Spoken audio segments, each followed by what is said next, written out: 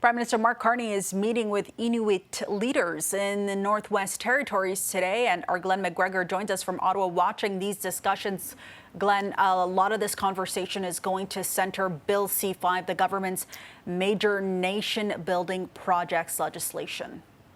Yeah, that's right. That piece of legislation would allow the federal government to essentially it's actually a law now, it's not even legislation anymore. It will allow the federal government to fast track the approvals of big major infrastructure projects that cross over provincial or territorial boundaries and also cross over, in some cases, many cases, Indigenous land. So we're talking about things like pipelines for oil or natural gas, new rail lines, new roadways, electricity interties between provinces, multi-billion-dollar projects. And the concern for the federal government is that these could get hung up with Indigenous groups who challenge them as a violation of either their treaty rights or their constitutional rights and go to court and sort of delay the approval of these projects for many, many years. The Carney government wants to get these things green-lit within 2 years, and they're setting up an office that's going to be operational by the beginning of September to start processing the requests for these, handling the environmental considerations, environmental reviews, those kinds of things. But unless Carney can get Indigenous groups on side, these things will not happen. So far, he's had mixed results. He had a meeting here previous week with First Nations in Ontario. That didn't go so well. Some of them thought, some of the representatives there appreciated the outreach. Others, though, left the meeting frustrated with the way it was going. They actually walked out of the meeting.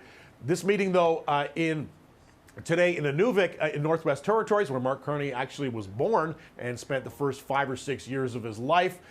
This one seems to be off on a better start.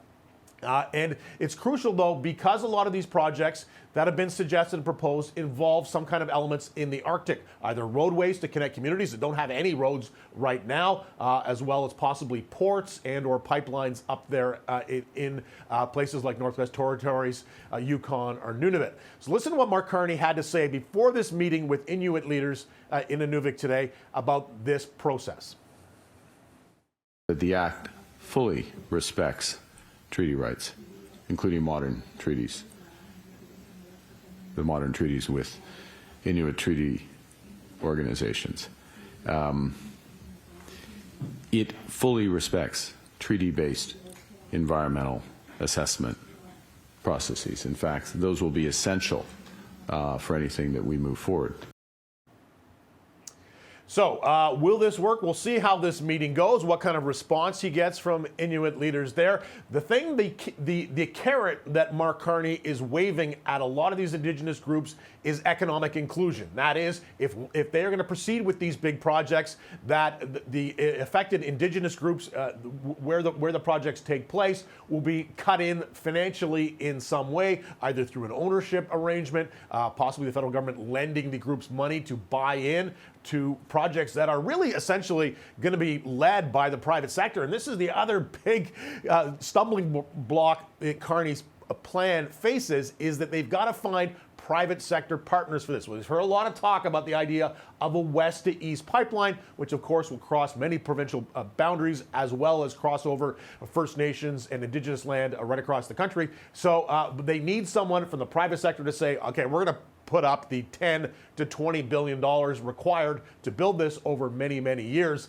This is not a fast process, but Carney insists they have to do this in order to create more economic self-sufficiency for this country and wean ourselves off our dependency on the U.S. as an export market. We'll see later today what the response is from those Inuit groups, whether they're on side with this plan or, like some of the First Nations in Eastern Canada, they have mixed feelings about the possible consultations and inclusion, even financially. Faisal. All right, our Glen McGregor breaking things down for us. Thanks so much, Glen.